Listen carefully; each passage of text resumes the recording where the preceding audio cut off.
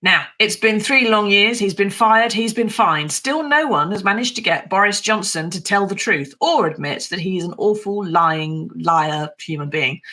But this week, the COVID inquiry may just do that, with a King's Council finally given the chance to pick apart the bluster and bombast of Boris Johnson, who will be under oath. Not that that would probably make much difference to him, but it will to the rest of us.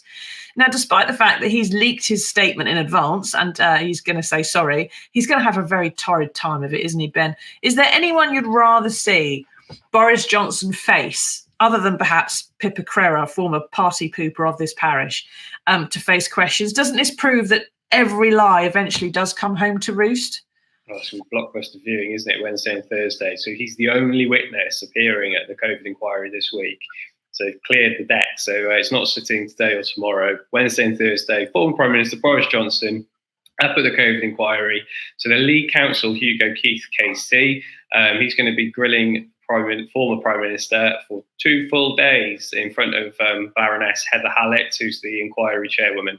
There's so much to ask him. His allies leaked quite a lot into the papers over the weekend about what his defence is going to be. We know he's going to point to the vaccine rollout. He's going to say, and there is some sympathy with this argument, again, it's not me saying it, but there is a school of thought that says, as the Prime Minister, you are duty bound to hear the for and against for certain things, particularly when it comes to lockdown, and then you take a decision. The problem, many critics say, particularly families, is he took too long to make a decision. So when he will say at the inquiry that it's all very well just hearing from the scientists who say, do this, do that, he also wanted to hear from the opposing sides, or people who were worried about the length of lockdowns as to the negative effects of lockdowns, which there undoubtedly were. And he had to balance that. You know, he faced questions, he faced judgments that no prime minister has had to make since literally the Second World War. So he'll say that.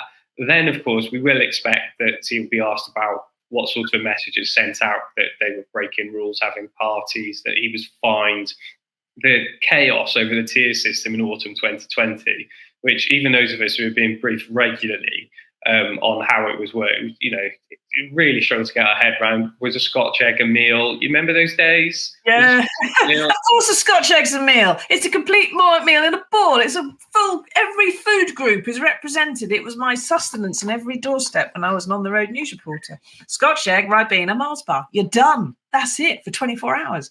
Anyway, it does actually, it feels good that he should be up there and having to answer questions and under oath. And I shall certainly be pointing out to my small daughter that this is how fairy tales end.